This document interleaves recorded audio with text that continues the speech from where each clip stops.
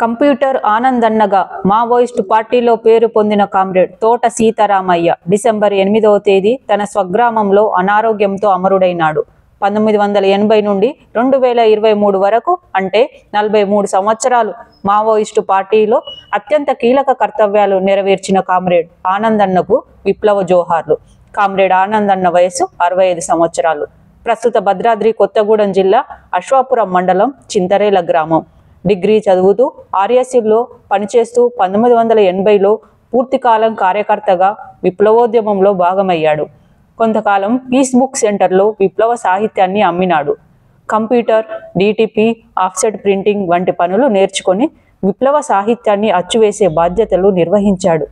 CC పనికి party ప్రధాన కార్యదర్శి గణపతికి కంప్యూటర్ ఆపరేటర్గా అత్యంత నమ్మకమైన సహాయకుడిగా పనిచేశాడు.